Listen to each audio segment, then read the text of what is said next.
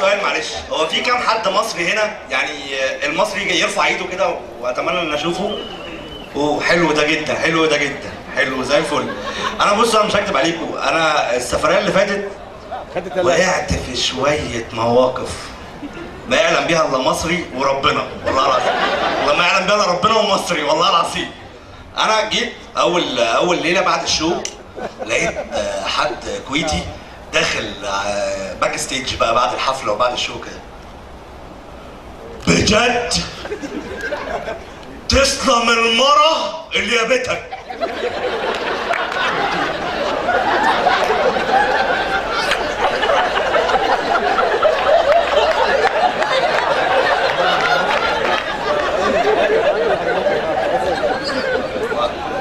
يعني حضرتك مبسوط ولا زعلان؟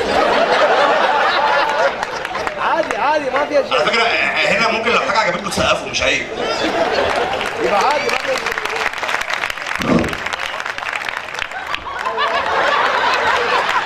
الله أكبر، الله أكبر، أخيرا انتوا ده. فبقول له يعني حضرتك مبسوط ولا زعلان؟ بعدين حضرتك أنا اللي جابني هنا مش مرة، ده الحوتي.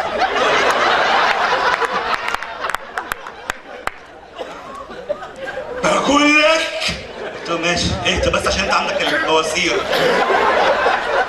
بقول لك تسلم المرة اللي جابتك. بقول له يا باشا سيبك من امي، هي في مصر. خليك معايا، انا ايه بسطتك؟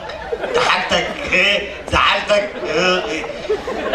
يا ربي يا ربي شو هالصبي. بقول لك تسلم المرة اللي جابتك، مش باينه قديش انا معجب بيك؟ قلت له باينه انت معجب بامي. عرفت من بعديها انا تسلم المرة اللي جابتك دي حاجه حلوه صح؟ في حد كويتي ها؟ اي مات ولا انا في الاراضي الاردنيه ولا ايه؟ بس هذا مو كويتي دي حاجه حلوه صح؟ الحمد لله. فبعد الشغل رحنا عشان نتعشى. انتوا عارفين الحوتي ولا انتوا فاكرين ده اعلان بيبسي الجديد؟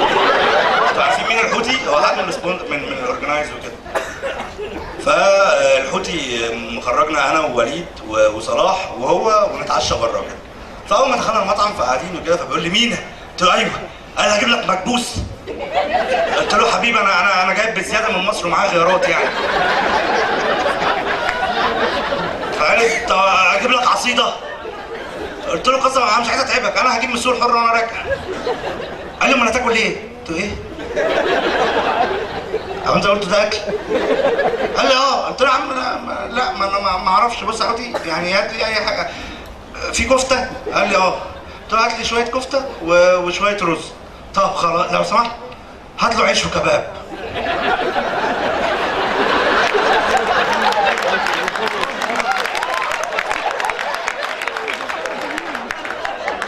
انت جايبني ترخم عليا؟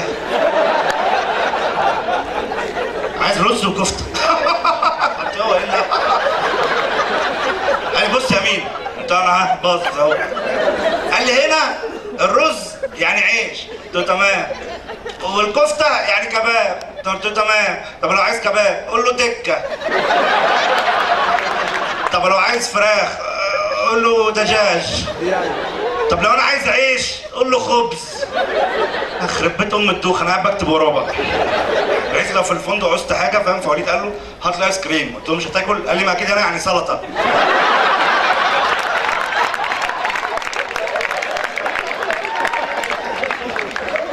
قاعدين بقى متجننين مش مركزين في الاكل على قد مركزين كتالوج فاهم. ايوه دي يعني ايه حضرتك كذا وبنكتب. فبعد ما اكلنا بقى كان الاكل حلو جدا. فوليد بقى قلت له كرش كده فاهم اللي هو الجنين 3 اشهر ده عارفين عسول خالص كده. وليد قال الحمد لله بجد الاكل حلو والمكان كمان شيك. فلقينا الجرسون مره واحده هو اتفضل يا فندم. قالوا في ايه؟ قالوا مش حاجه قلت شيك. فوليد فتح لقى رقم كبير ضرب في 25 قام قفل بسرعه. قال له ايه ده؟ قال له في ايه يا حاج جبت الحساب ليه؟ قال له حاج قلت شيك. قال له شيك هنا يعني ايه؟ قال له يعني حساب. قال له لا في مصر كلمه قبيحه اتفضل. حوتي ولا حاسب؟ حوتي. فقال لي مين؟ قلت له انا بقلق من طلعاتك. عايز ايه؟ قال لي اجيب لك بلاليط.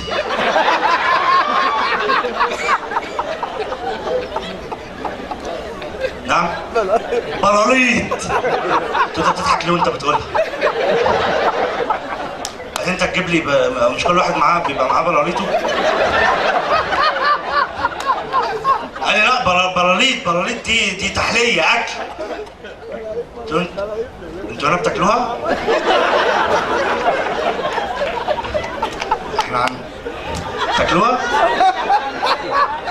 مش قادر احوتي والله، معلش مش قادر. والله هتعجبك، كنت هتعجبني في ايه؟ انا عارفها.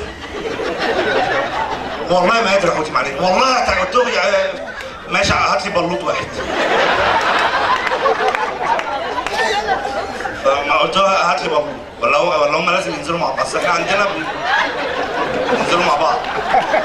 هنا ممكن في واحده بتصور هنا.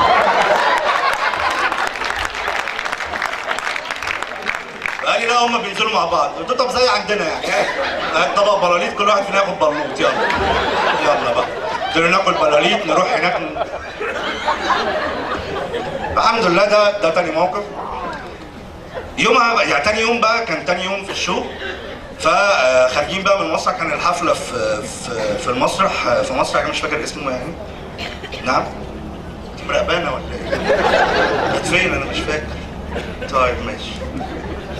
لا لو في حاجه قولي لي. هو حضرتك السنجل اللي كان بيكلمك بس الدنيا فين؟ ما انا سنجل برضه. احنا مش جايين، احنا جايين نخطب.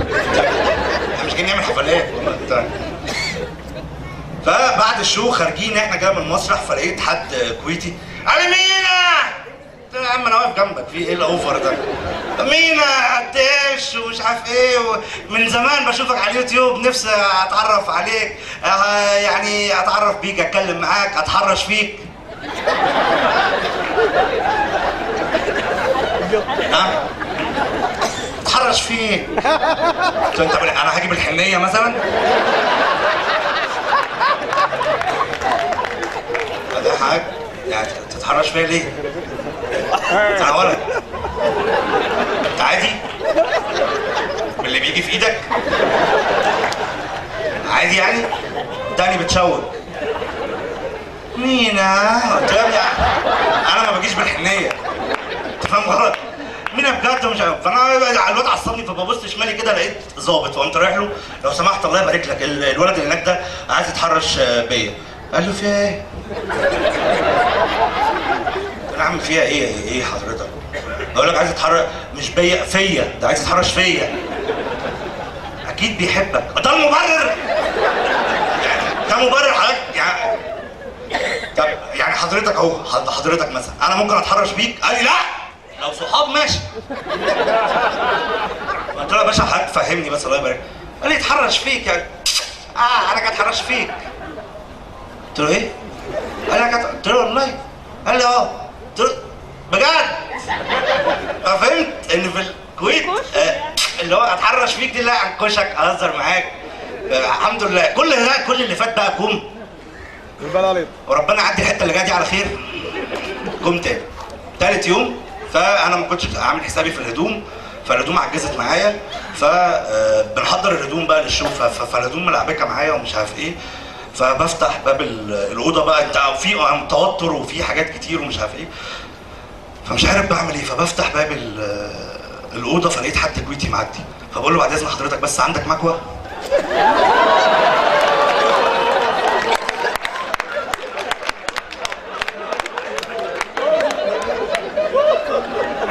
فقال لي طبعا.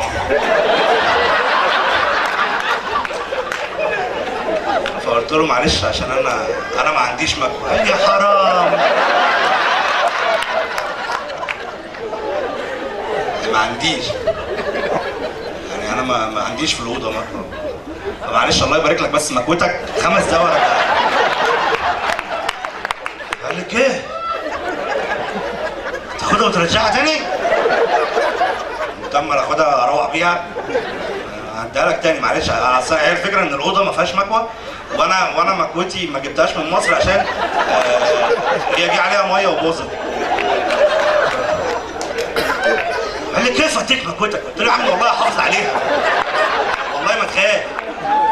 وهتظبطها لي على القطن وانا مش هلعب فيها.